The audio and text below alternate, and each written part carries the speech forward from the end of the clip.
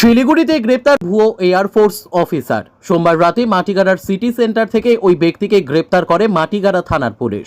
ধৃত ব্যক্তি ভারতীয় বায়ুসেনার স্কোয়াড্রন লিডারের পোশাক পরে ঘুরে বেড়াচ্ছিলেন। জানা গিয়েছে গতকাল রাতে মাটিগাড়া থানার সিটি সেন্টারে ভারতীয় বায়ুসেনার পোশাক পরে ঘুরে বেড়াচ্ছিল ওই ব্যক্তি। আর সেই সময় সিটি সেন্টারে গিয়েছিলেন ভারতীয় বায়ুসেনার দুই কর্মী। ওই ব্যক্তির পোশাক দেখে সন্দেহ হয় তাদের। তারা বিষয়টির সম্পর্কে অবগত করেন মাটিগাড়া থানার পুলিশকে। তড়িঘড়ি মাটিগাড়া থানার পুলিশ সিটি সেন্টারে পৌঁছে ওই ব্যক্তিকে গ্রেপ্তার করে। অভিযুক্তের নাম সুব্রত রায়, তার বাড়ি রায়গঞ্জে। জিজ্ঞাসাবাদের পর অভিযুক্ত সুব্রত রায় স্বীকার করে সে বেআইনিভাবে ওই পোশাক ক্রয় করে পরিধান করেছিল।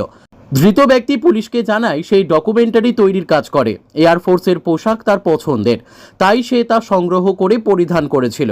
ধৃত কী কারণে ভারতীয় বায়ুসেনার পোশাক পরে ঘুরে বেড়াচ্ছিল তার তদন্ত শুরু করেছে মাটিগাড়া থানার পুলিশ।